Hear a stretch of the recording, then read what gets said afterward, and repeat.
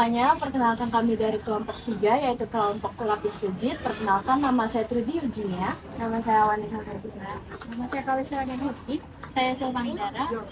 Oke, hari ini kita mau kenalan dulu nih. Kak, sebelumnya namanya siapa? Halo, kenalin, nama aku Krisyanto Wibisono, biasa dipanggil Kris. Aku statusnya alumni filsafat UI angkatan 2019, aku baru lulus September 2023 kemarin. Sekarang kesibukannya kerja. Dari situ berarti kita punya pertanyaan nih, Kak. Apa tuh kira-kira? Apa yang kira-kira bisa dijawab psikologi tapi nggak bisa dijawab sama anak-anak filsafat? Oke, apa yang bisa dijawab anak psikologi, tapi anak-anak filsafat ini bakal bingung nih. Iya, ujungnya tuh nggak ada gitu. Ataupun sebaliknya ya, filsafat, anak-anak filsafat bisa jawab, tapi anak psikologi pasti bingung gitu. Sebenarnya aku coba untuk ngasih penjelasan singkat.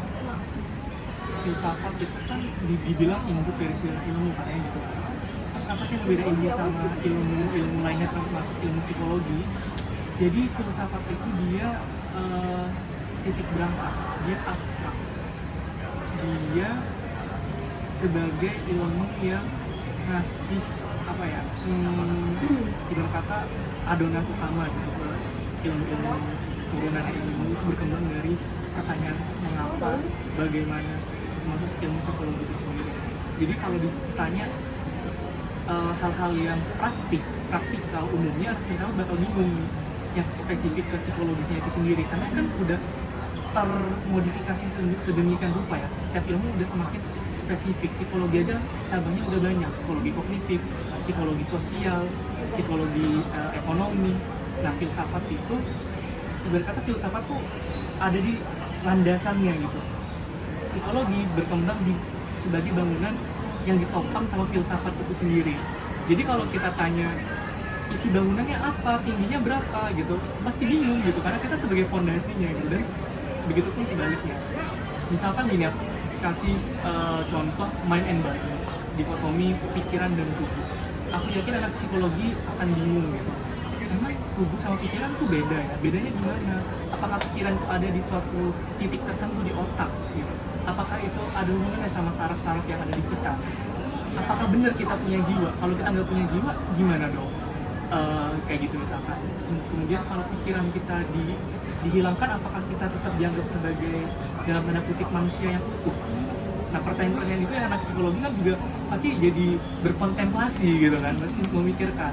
Dan sebaliknya hal-hal yang sangat psikologikal, yang praktis, mungkin kalian sebagai anak psikologi lebih paham, misalkan kayak teori dari Sigmund Freud, misalkan, atau Carl Jung gitu. Anak filsafat juga pasti bingung gitu buat memahaminya. Mungkin dasarnya mereka bisa paham aspek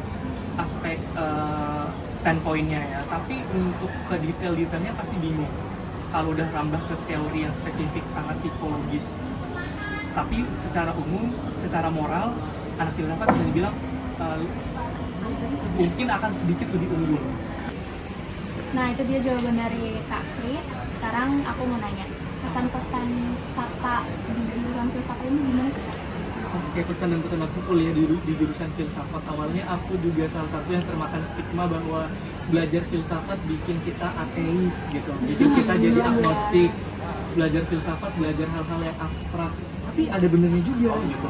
Selama di filsafat aku banyak belajar hal-hal yang selama ini nggak pernah terpikirkan sama aku. Misalkan pengalaman aku masuk di kelas filsafat manusia, bayangannya kita bakal belajar manusia secara abstrak, yang memang benar banyak hal-hal abstrak. Tapi salah satu dosenku yang keren malah justru bilang gini ke kita semua, kalian sebelum masuk kelas ini tolong tanggalkan busana dalam tanda kutip religiusitas kalian, ideologi kalian. Kita mau belajar manusia yang benar-benar murni dari perspektif filsafat, tanpa ada campur baur dari sisi politis, dari sisi agama kalian masing-masing gitu. Karena misalkan kalau kalian masih bawa baju-baju religiusitas kalian bakal terdistorsi nanti, takutnya waktu dapat materi kayak bukannya Adam dan Hawa yang pertama gitu loh, kok kayak gini manusia lu, bukannya secara psikologis kayak gini, kenapa kok dari sisi filsafat agak beda gitu. Tapi diingatkan lagi sama dosen aku, setelah keluar kelas kalian boleh